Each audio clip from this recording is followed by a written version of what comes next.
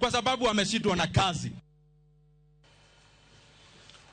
Haya, kuna mojang moko kuom rawere mano mawuok Mombasa wuok oko mano mar kwedo tim mane mano mar jarit gavana ma Mombasa chwado gi magina moko kuom jowetegi e romo manyocha ne obagi e Changamwe kaunti ma Mombasa.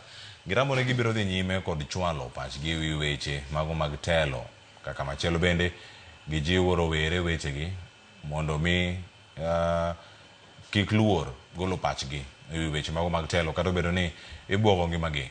Joja oko ne gilero mathoth kawuok Mombasa.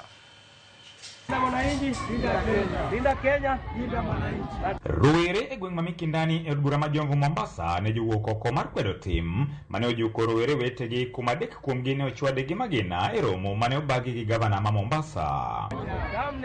Gikoni en midhiero ni rowere go ne ochwade gi magina gi jogo mikoni jorit mag gavana bang' golo pachgi ewi telo ma Mombasa. Kakoro penje accountability to koro golo research nogo nyithindo. Bende kichak yoro kanyo nyathi manyoto ne en mana jaluo, manyogo tiendo ne en mana jaluo. Gavana nyotimo gimok ber kendo wakwero gavana ni bwana mi vijana space mar kwiri gik maricho mitimo kata ko wach ni one term onego be ni accept ni en one term. Alinzi mekone go be ni gibedo trend. Ok ni tij go raya gi research ni mane training. Noko goni ni one term to go gi research, one term ni go gi research. Apana. TG and protect raia wa Mombasa and ritogi.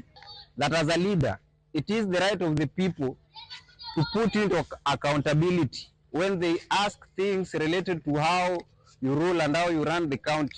You don't use excessive force on them. We strongly ask for justice and we ask our governor to be responsible. Giramo ni ok gini dog chien ngang mar chwalo pachgi ewi kaka itayo telo ma Mombasa ka bende gikoni timbe makamago ok bibuogi kata matin. Wadwa puonjo yudowa ni gavana semose tiyo marach ok wabi sapoti kendo onge rally mari mibiro wuondo ji gi pesa ni wabiro dhire. Sani koro vijana adwa nyiso ni bwana wa avoid attend rallies mag jok mamiyo ji 200. 500 shillings ok en university. Mago endi corruption magisaka opeswa magitiyogo marach e magikelo luto kidhi kacha kinyise dieri to go research. We want to put every elected leader on notice that we will not as youths of this country listen and stay calm as the country is going astray.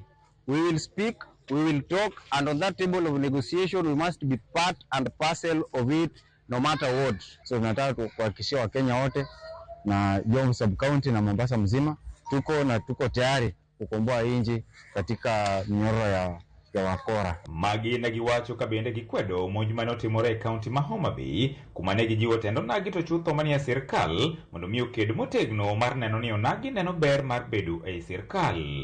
Wadwaro ni jok manyiso ni gin e sirkal the likes of John Mbadi ginyise ker ka ker pok owuok ni oger no factory magina rech mondo wabede gi industry.